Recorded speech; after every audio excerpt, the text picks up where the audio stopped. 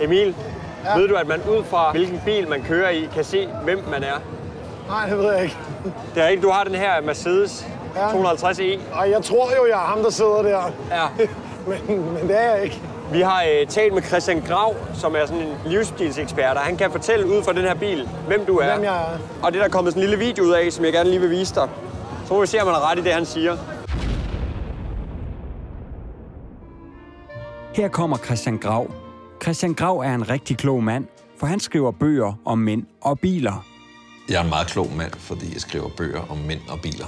W124 Mercedes 250e.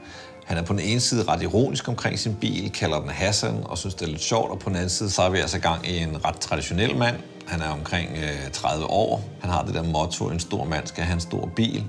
Han kan godt lide tyrkerstilen, og han dyrker også lidt den der maskuline stodderstil. Jeg ser ham køre rundt med armen i kammen, ude på Amager eller ud til Bellevue, med noget musik ud af vinduet. Han er sådan mere håndværkertypen end radiovært-typen på en bil. Entusiast-skala, hvor 1 er totalt ignorant, og 10 er Thorkild Thyrring, der vil plante ham på en 6'er. Det kan være, at han ligger højere, men hans økonomi betyder så bare, at han ikke kan udtrykke mere end det her 6-tal, jeg lægger ham på. Hvad siger du så?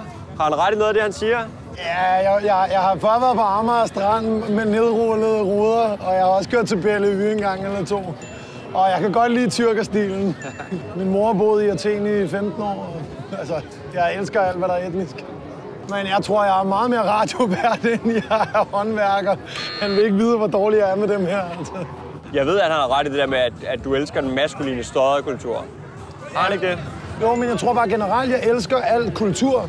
Altså, jeg kan godt lide mennesker, som samles om noget og opnår et højere niveau sammen på grund af en interesse. Og det er også maskulin, men det kan være alt muligt andet også.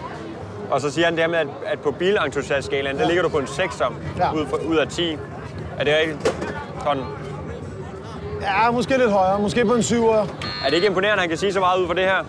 Det, som jeg synes er allerbedst, er der, hvor han får lov til at kalde sig ekspert. Det er, fordi han siger, at jeg er ironisk omkring min bil.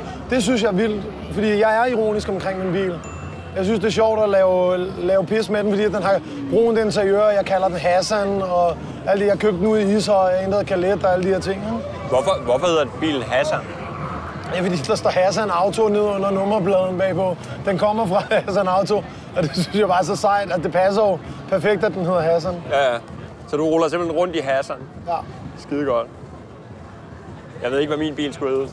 Eller min kærestes bil. Sofie? Ja, måske.